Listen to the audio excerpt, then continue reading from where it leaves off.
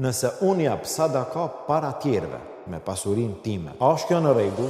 Në fenë Allahut Azza wa Jall sadakaja mund të jepet në dy mënyra. Mund të jepet fshehtas, mund të jepet haptas. Cila është më e mirë? Më e mirë fshehtas. Mirë, po, a ban me dhon haptas? Ka raste që sadakaja jepet edhe haptas. Nëse është për nxitje edhe të tjerëve. Unë e kisha dhon fshehtas, ama tjerët nuk e din. Nëse unë e jap haptas, edhe tjerët do të vinë pas meje. Niyeti është për Allah. A lejohet në këtë mënyrë? Lejohet në këtë mënyrë. Pejgamberi sallallahu alaihi wasallam në një prej rasteve erdhën disa njerëz që të kërkojnë ndihmë, ishin nevojtar. Sa ishin nevojtar? Ka në hadith të zhveshur, të zbathur, ndoshta me pak një veshje dobët. Pejgamberi sallallahu alaihi wasallam kur i pa në atë gjendje, i thiri sahabët. Pastaj kërkoi prej atyre që t'i japin sadaka. Mirë, po një prej atyre i kishte mbush krahët. Shtukar, i kishte mbush krahët me ushqim, me veshje. Pejgamberi sallallahu alaihi wasallam e sheh gjendjen. Vjen një sahabi, i ka mbush krahët. Kur e pa pejgamberi sallallahu alaihi wasallam, i shkëlqeu fytyra, i buzëqeshi fytyra.